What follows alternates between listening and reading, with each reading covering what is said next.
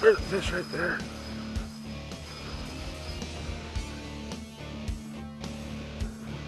This is a good largemouth here, guys. This is what we were after today. We finally got over next to some lumber. Took me a little while to locate one. We finally got into one here. Nice fish.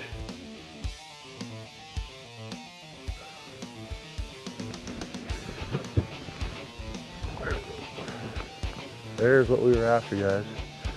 Nice largemouth boy. We just barely had it hooked in the meat there. She hit that 4-inch power lizard. Just takes patience on days like today. You know, we're gonna keep looking for her, but it's been kind of tough. But we'll give her some more. That's about probably 3-pounder, maybe 3.5. Go ahead and slide her back. Let her get back over to her nest. It's important that you handle these fish real careful this time of year when they're spawning. We want to make sure that they spawn complete. We don't want to hurt our brood stock for the future. Hello folks, today we're going to be sight fishing for largemouth bass. We're going to be working along the shorelines with the polarized glasses, looking for any beds down there that have been fanned out in the gravel, and hopefully they're going to be holding largemouth bass. What we're going to be doing is pitching the lizard up on their nest and trying to aggravate them into a strike. This is a fun time of the year to fish, but I got to tell you, it's also a time when I don't like to tell a lot of people to go out and fish, and the reason being is that if you get on those bass and you start yanking them off the beds, you just want to make sure and take good care of them, because if you pull them off their bed and you hurt them and they can't get back and guard those eggs, that whole nest goes to waste. So please have fun with them. Let's catch them, release them, get them back on their beds. Let's go get them.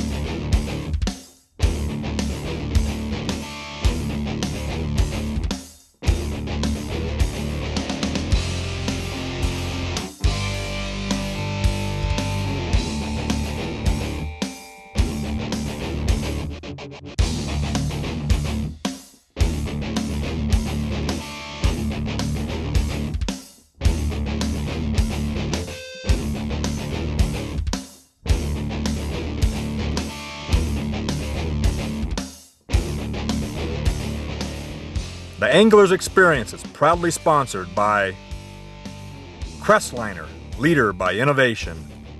Tobler Marina, your one-stop boat shop. Oxart, your single-source supplier. Lincoln Electric, the welding experts. Easy Loader, all boat trailers are not created equal. And Honda Marine, it's all about power.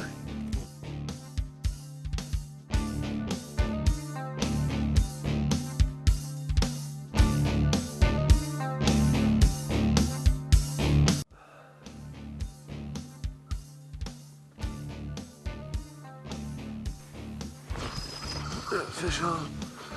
A little crappie. Look at that. Crappie ate that big lizard. Well, we're going after bass, but we got ourselves a nice crappie. They say only crappie will take little bait, so I tell you, I got a 4-inch lizard on there. And he fooled me. I thought I had a bass for sure. Not a bad sized fish. Let you go back and spawn, buddy.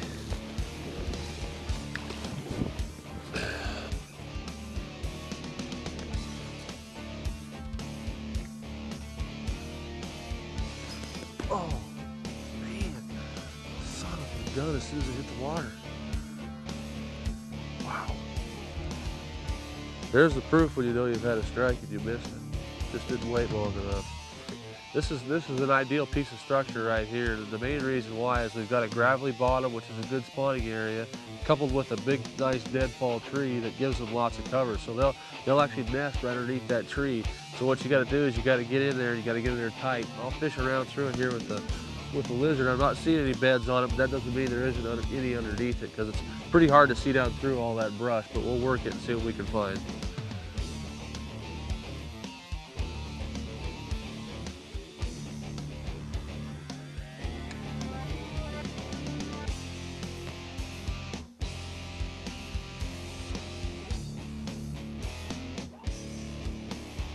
There's one in there, guys, just like we talked about. Just kept working it. Gotta get it out of that brush pile so you don't cut me. Oh, she's in the brush.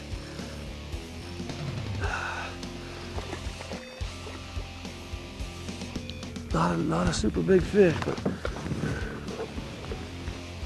there we go. Another nice largemouth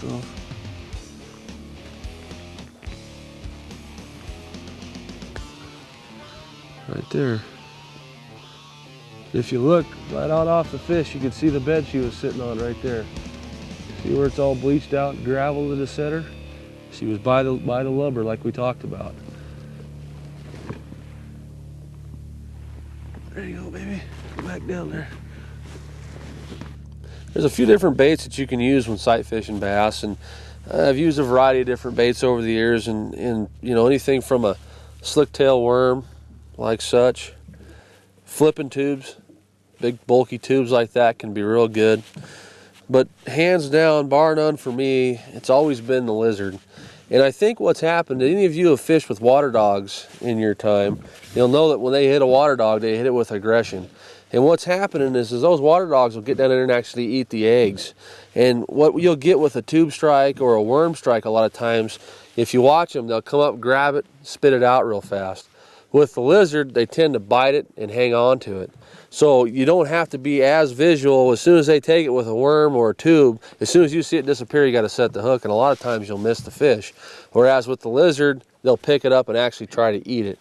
So that's why I run the lizard. I run them in a variety of different sizes. Got a whole box full of them here. Show you some of my favorite colors. The black and blue, obviously. This is a plum with the blue flake right here in a 4-inch pattern. We'll run 6-inch in a green pumpkin. That's a good one. And then sometimes we'll go to the big guy. That's a big 9-inch in the plum with blue flake. And what you'll do, you're just going to have to get out there. Today the weather's been in and out and up and down, and the fish are a little bit negative. And even though we're throwing it right on top of their beds, sometimes they're not even bothering to pick it up. So with the least aggressive fish like we've got here today, we're running the smallest bait. But on a day when the conditions are right and the pressure's good, you might go that big guy to get the strikes out of them. Something you want to keep in mind when you're fishing a lizard, there's a couple different ways to go about it. A lot of people will throw it in right on top of the bed. And what I find is a lot of times you're going to spook the fish. What I like to do is I'll spot the bed, I'll cast past the bed, even sometimes up into the bank if the bed's real close to the shore, and I'll drag that lizard in from behind and kind of sneak it right up into the nest. And a lot of times that'll get the strikes that we're looking for rather than plopping it right on top of them. But don't be afraid to try either method. You'll know within a few casts if you're hitting right on top of those fish and they blast off, you know you need to start casting past it, drag it in, do a real subtle approach. So give these few colors a try. I think you'll catch some fish out there next spring on those beds.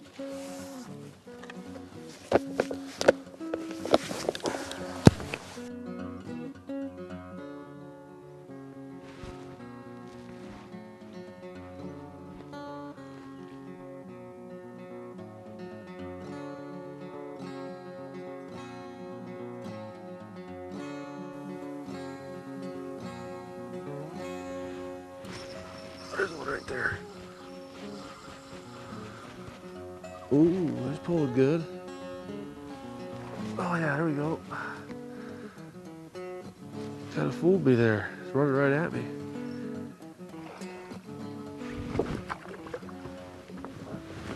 Another decent fish.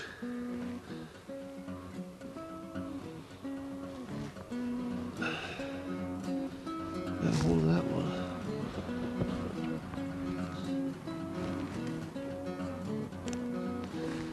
I got a little trick I want to show you guys at home here. I'm going to hang on to this fish. You can put these bass to sleep like you can a lizard. What you do is you get your hand wet so you don't hurt them. And you just kind of rub their belly like that. And then you hold them right in the palm of your hand.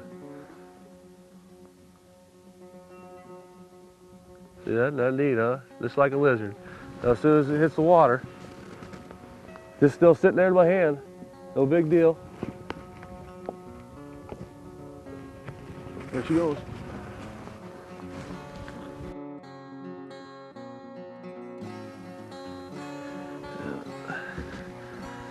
A little smallmouth. That was the third time that it hit when we finally Finally got it to commit.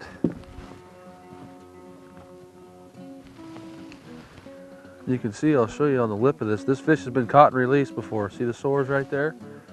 That fish there has been caught and released. She's still eating. Her mouth's a little sore, but she's still eating. We'll send her back. There you go, baby.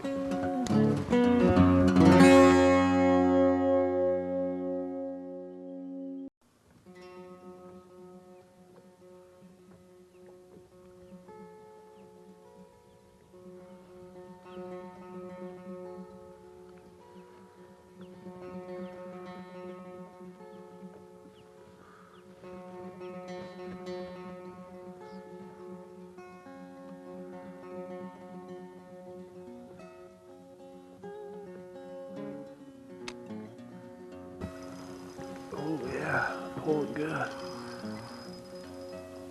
That's a good fish. Come on, baby, get out of that coontail down there.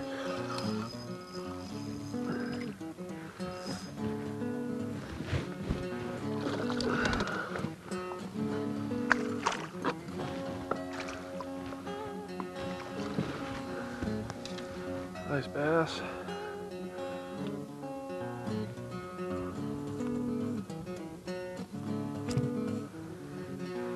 That's a little bit better.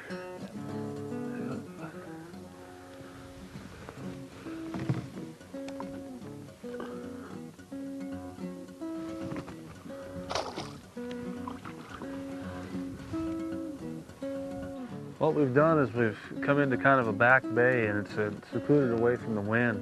And the thing we were looking for was a little warmer water temperature. We were fishing today was where we started was 65, 66 degrees. And we've come down to the lake to the north side, and the north side of your lake is always going to be the warmer portion of your lake in the early part of the year because the sun's further south and it heats those bays longer. So we slid in here and we found water temperature about 4 degrees warmer, and we saw the bass. They were more active. They're swimming up along the banks, and we're hoping maybe we can pull a big one in here. But if all else fails, try to find yourself some warmer water, and in the springtime that's going to be at the north end of your lake.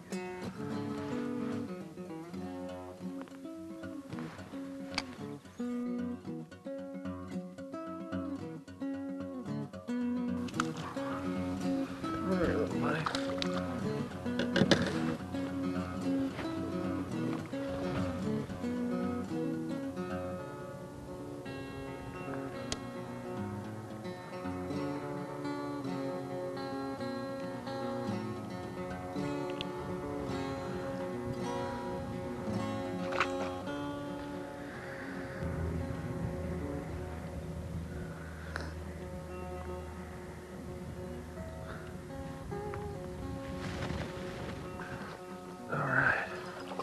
There we go.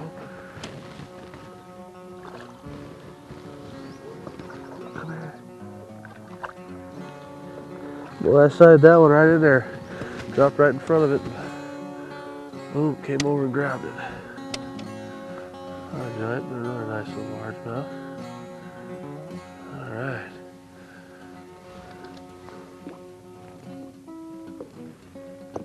I want to take a second here and talk to you a little bit about the gear that we're using here today.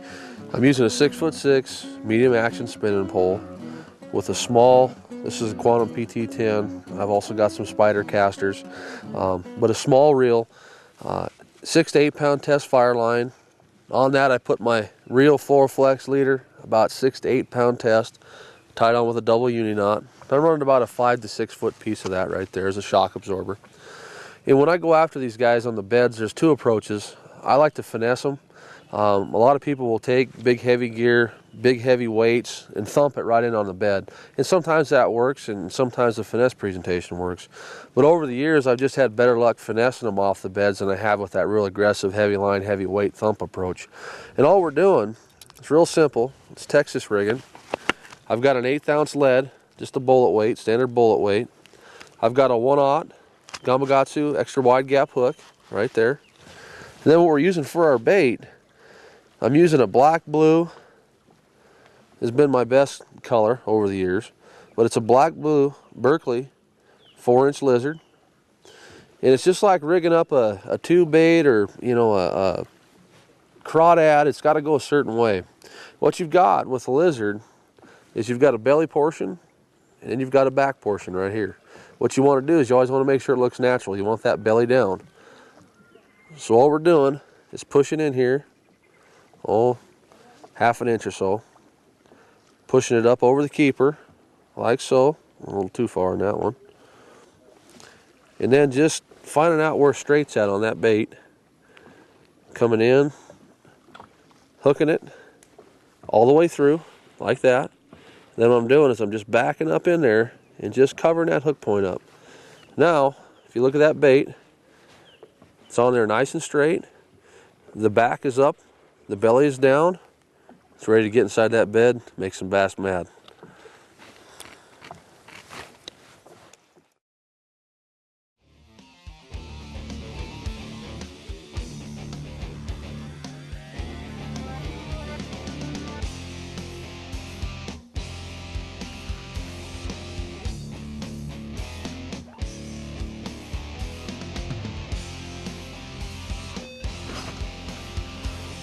Nice bass.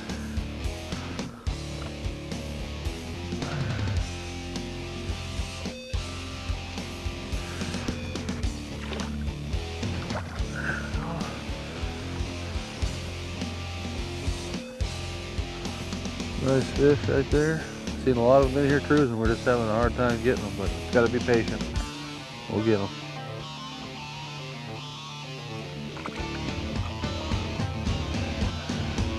Here's another bass that's been caught and released. You can see this is where I hooked him right here, is where this hole's at. And on the other side, right here, somebody else has hooked him and released him.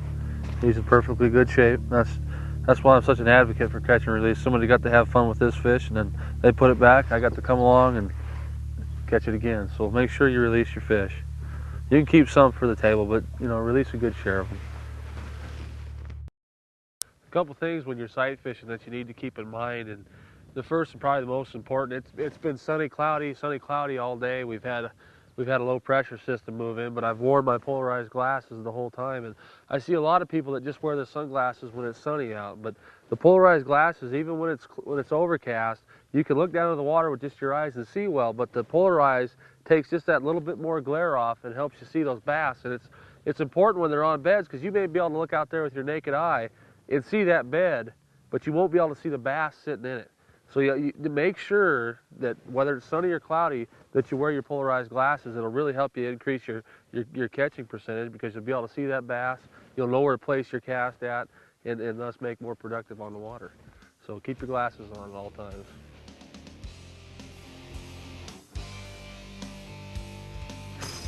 There's one right there.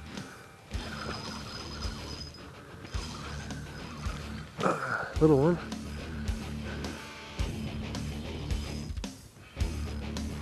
Ooh, it's a smallie. That's a nice smallie. Nice smallie for this lake.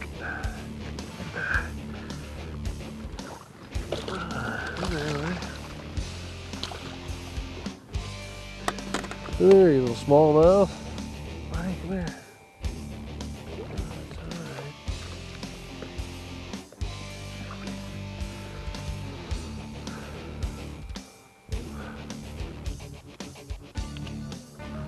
This little smallie, well, he's been hooked a bunch. Holy smokes, he's been hooked a bunch.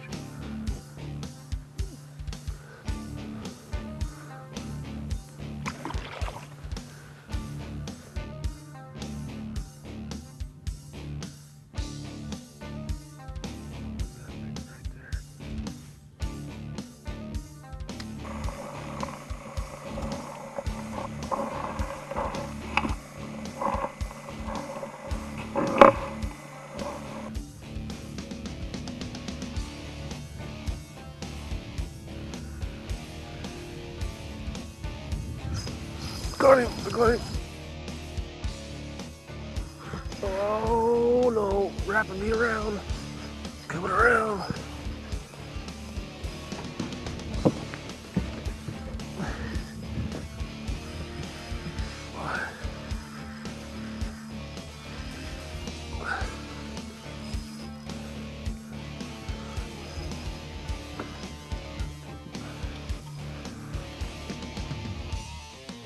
Get this one in here, it's a nice bass. Come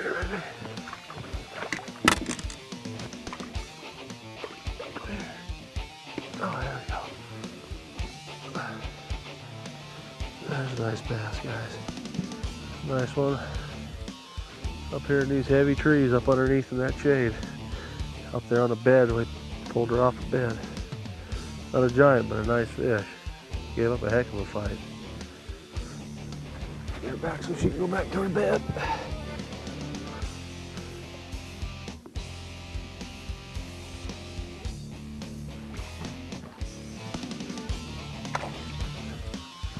All right, there we go.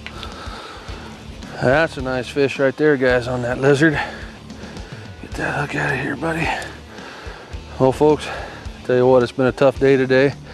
We've had some bad conditions, weather moving in and out, and it's put these fish on a little bit of a tough bite, but the lizard came through for us. We worked it hard, we worked it on the beds. I just want to ask you guys, when you go out and bed fish, do me a favor, please take care of these big fish. Handle them gently. We want to get them back in there so they can spawn, so that our kids and our grandkids can enjoy the future of the fish. So we're going to slide this guy back in the water. Thanks for watching. Look forward to seeing you next week.